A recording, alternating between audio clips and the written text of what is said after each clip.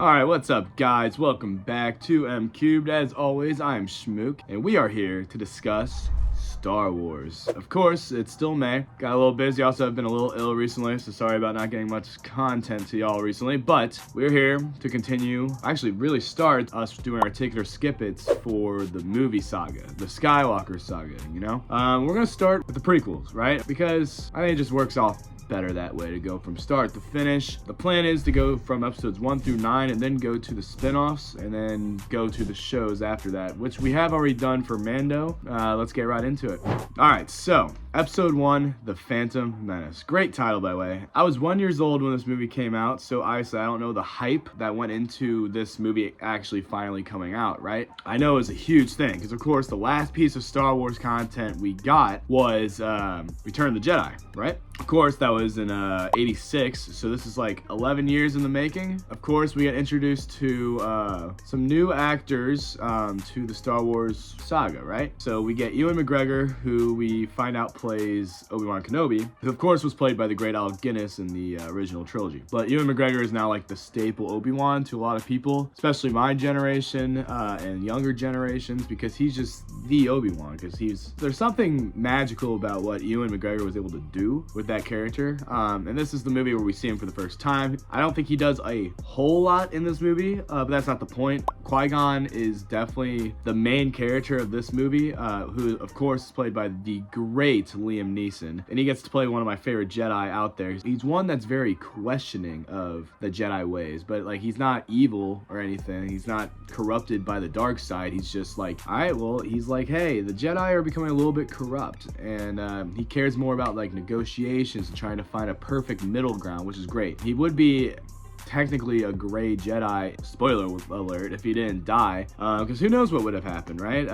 Qui-Gon didn't die in this movie. Of course, we have the introduction to Anakin Skywalker, who we know to eventually be Darth Vader, and Luke Skywalker and Leia Organa's father, right? And in this movie, he's just a kid. They wind up on Tatooine, and they're able to get this slave boy off this planet to train to become a Jedi, because Qui-Gon is like, okay, he might be the chosen one. So this movie is what brings in this chosen one prophecy, which wasn't a thing in the original trilogy, right? Because the Force is just all about just this feeling, this beautiful thing, but these movies make it a bigger thing. Like, we are following the main characters of this entire universe, the Skywalkers, and with Anakin supposedly being the chosen one, or his bloodline. That's very fascinating, because like in this movie, that's where it becomes kind of like a scientific thing when it comes to the Force, and less of like a faith-based thing, where they talk about midichlorians, which is and Qui-Gon tested Anakin's midichlorian count, and he was off the charts with how many midichlorians he had. Like, he's just completely naturally gifted with the Force, right? Where a lot of people, like, they have it, but they have to train very well with it.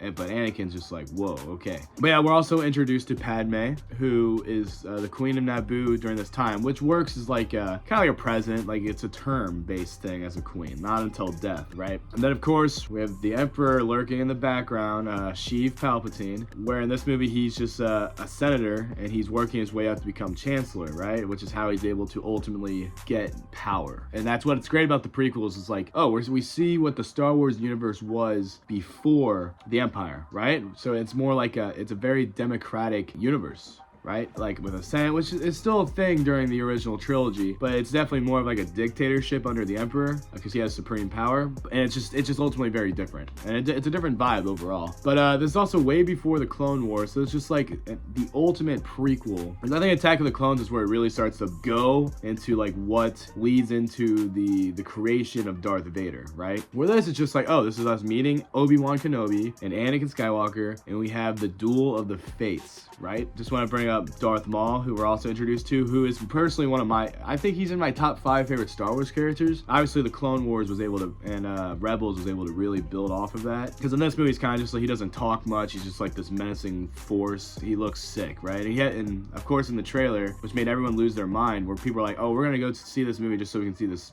Star Wars trailer, right? That's where you have Maul ignite the lightsaber, and then it's like, and that's where it's like, oh shit. A double-bladed lightsaber? Crazy. I'm gonna talk about the Duel of the Fates. I think we're gonna be done with this video. We have truly the most impactful lightsaber battle, low-key, throughout the entire saga, where it's all based on the fate of what happens to this young boy in this movie, where you have Maul, who's obviously the apprentice to the Emperor, right? And then you have him versus Qui-Gon and Obi-Wan. It's the duel of the fate of Anakin Skywalker, where if Qui-Gon didn't die, which he does, him training Anakin could have turned out to be completely different, and we might never have had Darth Vader happen, potentially. Which I really hope Star Wars eventually does like a what-if series like what Marvel does, because I'd like to see like what would happen if Qui-Gon didn't die. Just in general, what if Anakin didn't turn to the dark side? Like what would happen with Luke and Leia? Or what would happen if Luke went with Bail Organa and Leia went to Tatooine? Like, you know, it's stuff like that I think would be really cool. Anyway, the Duel of the Fates. So Qui-Gon dies, so obviously the destiny of Anakin Skywalker is left in the hands of Obi-Wan Kenobi, who is one of the most integral characters to all of Star Wars. He is the one who ends up taking out Darth Maul. Even as a Padawan, is like, I must train this boy. And he becomes the master of Anakin Skywalker, who also becomes his brother. And Obi-Wan is like his brother, as well as a father figure in a way too, but more like an older brother in my eyes, because their brotherhood's very strong, it's very loving. Like, they're just the boys, right? And it's just, we'll talk more about that when we get to Revenge of the Sith. But yeah, I mean, I think Phantom Menace, I think it's overall, I don't think it's the best Star Wars movie. It's definitely in my like lower rankings. Outside of like the last act and like maybe the first like 30 minutes, I really enjoy the movie. But then there's just a lot of stuff in there I'm just not a huge fan of. I mean, I like the pod racing. I just don't really enjoy a lot of the Jar Jar stuff. What George was able to do later on with Jar Jar in the prequels, I think was better. It's like he can play a role, but he should not be like this main character.